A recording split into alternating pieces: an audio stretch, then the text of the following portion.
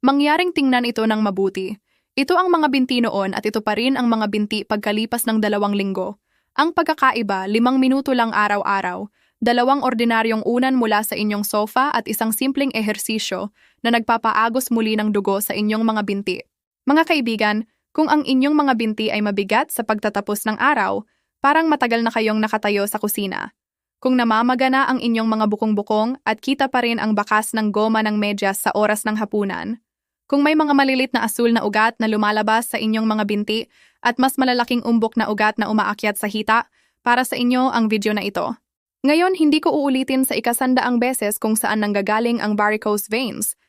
May milyon-milyong video tungkol sa mga sanhi at karamihan sa inyo ay nanood na ng marami. Gayunpaman, masakit pa rin ang mga binti. Bakit? Dahil marami ang nakakaalam ng mga sanhi. Kakaunti lang ang talagang alam kung ano ang gagawin dito sa bahay. Kaya, eto ang gagawin natin. Ipapakita ko sa inyo ang isang ehersisyo.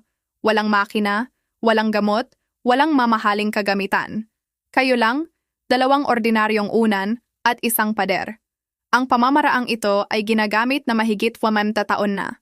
Nakasulat ito sa mga medikal na aklat, at ang bisa nito ay suportado ng mga klinikal na pag-aaral. Ilalagay ko ang mga link sa description sa ibaba. Pero una muna, bago tayo magsimula sa aktwal na ehersisyo, isang mabilis na paalala. Talagang nagpapaagos ng dugo ang ehersisyo na ito sa inyong mga ugat. At iyon mismo ang dahilan kung bakit may ilang sitwasyon kung saan dapat itigil muna. Kung na-diagnose na kayo na may malalim na ugat thrombosis, namuong dugo, o thrombophlebitis, huwag gawin ito hanggat hindi kayo binigyan ng go signal ng doktor. Kung kamakailan kayong nagpa-opera sa binti o sa mga ugat, pareho rin. Doktor muna, ehersisyo pangalawa. Kung lampas 40 ay mataong gulang na kayo at matagal nang hindi na check ang inyong mga ugat, sulit na kausapin ang doktor para sa vein ultrasound.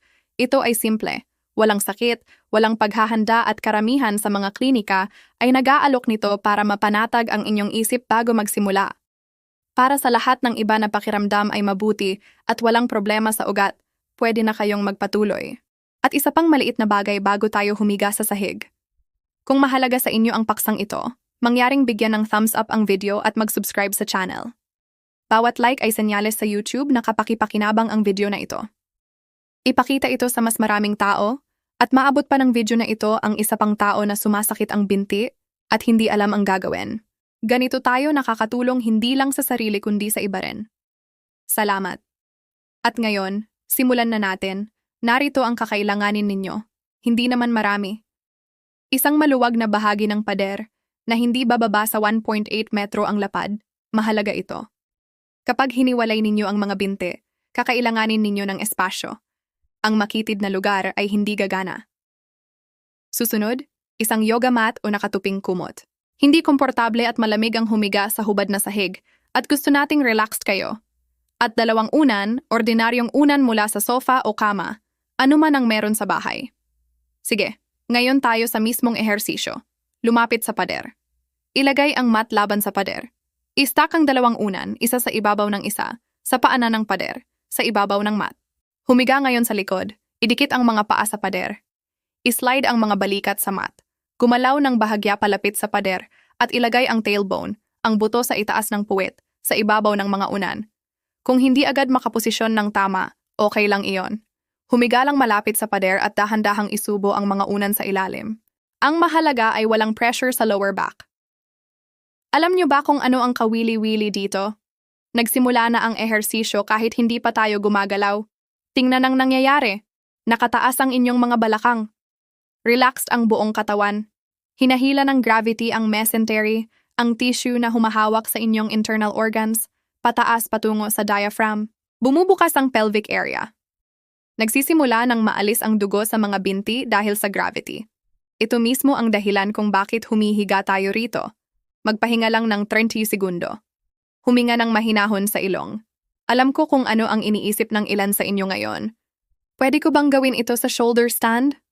Sagot ko, hindi talaga. At eto ang dahilan. Sa shoulder stand, tensed ang buong katawan. Engaged ang core. Lahat ng kalamnan ay nagtatrabaho ng husto. Dito, eksaktong kabaligtaran. Ganap na relaxed ang katawan at sinusuportahan ng pader ang mga binte. Pwede kayong manatili ng matagal ng walang effort. Sa shoulder stand, mapapagod kayo sa 1 minuto.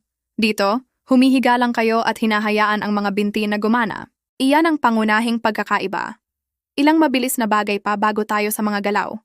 Kung makaramdam kayo ng kaunting hilo o banayad na tibok sa sentido, normal lang iyon. Iyon ay dugong dumadaloy patungo sa itaas na bahagi ng katawan. Humiga ng 30 segundo. Tumayo saglit tapos balik muli. Pagkalipas ng ilang araw, mag-a-adjust ang katawan. Okay, ngayon paandarin na natin ang mga binti. Iangat ang mga binti mula sa pader at hiwalayan ng komportable hanggat kaya. Pagkatapos, hilain ang mga daliri ng paa patungo sa mukha at isara muli ang mga binti. Ang sequence, hiwalay, hilain daliri patungo sa mukha, isara, hiwalay, daliri patungo sa iyo, isara, hiwalay, daliri patungo sa iyo, isara.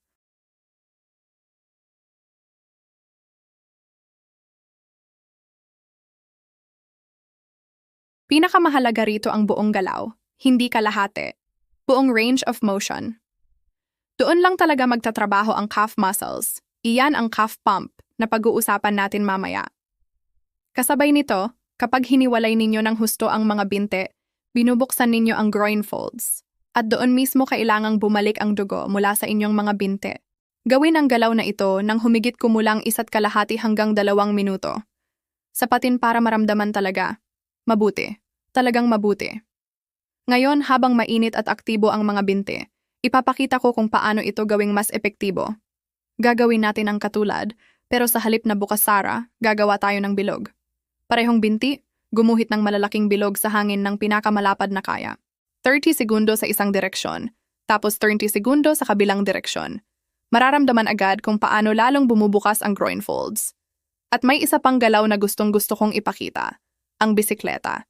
Hindi ko na kailangang ipaliwanag. Lahat tayo ay nakasakay ng bisikleta noong bata. Pedal lang sa hangin na parang nagbibisikleta. Pero eto ang detalyeng nakakalimutan ng halos lahat. Una, pedal pasulong ng 30 segundo. Pagkatapos, at ito ay mahalaga, pedal pabalik ng 30 segundo sa kabaligtaran. Ang reverse direction ang gumagana sa mga kalamnan na hindi naaabot ng normal na pagpedal. Iyon na, tapos na ang aktibong bahagi, pero huwag pa ring tumayo. Ibalik ang mga binti sa pader at magpahinga pa ng 1 minuto. Relax ang katawan, mahinahon ang paghinga. Alam kong parang tapos na ang workout, pero patuloy ang epekto. Nagre-redistribute pa rin ang dugo at fluid. Naghihilom ang inyong mga ugat. Ang huling minutong tahimik ay kasing halaga ng aktibong bahagi. Huwag laktawan. Ilang bagay pa na maaaring ikagulat ninyo. Maaaring lumamig ang inyong mga paa habang ginagawa. Normal lang iyon, huwag mag-alala. Ibig sabihin, talagang lumabas ang dugo mula sa binti patungo sa puso kung saan ito dapat.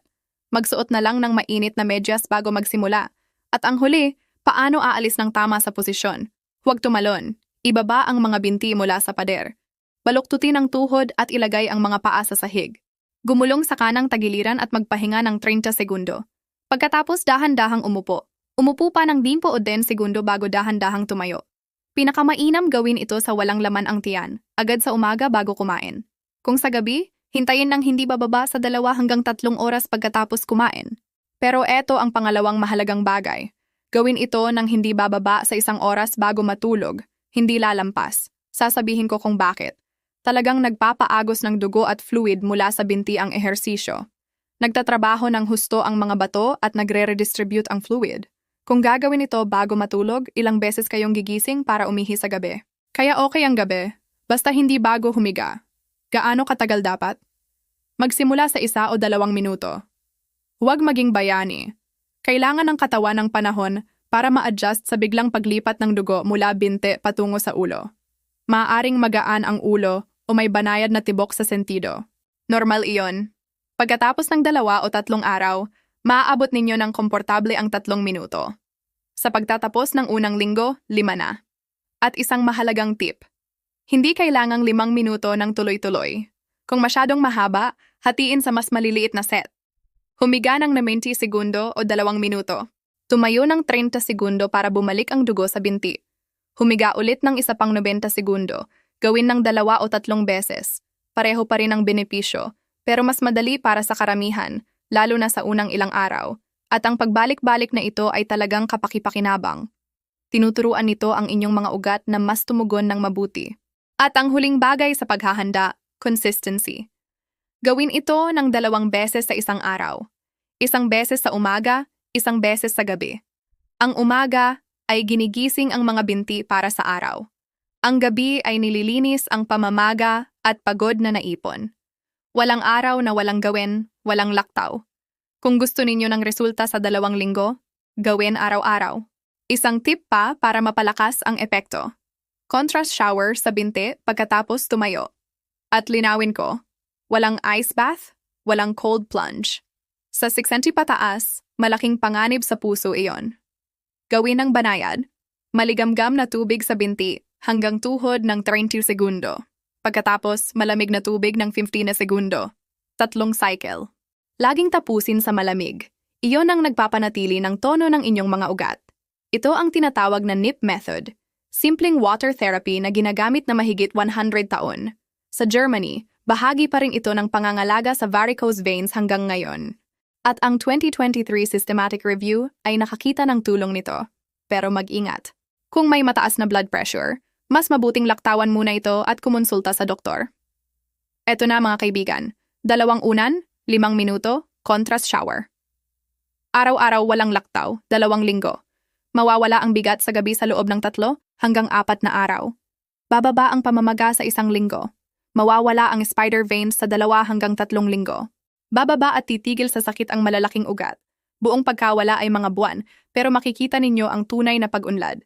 Hindi ito sa lamangka. Ito ay pisyolohiya. Muli ninyong pinagana ang isang pump na matagal nang nakatigil. Lahat ng pag-aaral ay nasa description sa ibaba. Basahin ninyo mismo. I-verify ako. Magkomento at sabihin kung aling galaw ang pinakamahirap at kung ano ang pakiramdam ng inyong mga binti.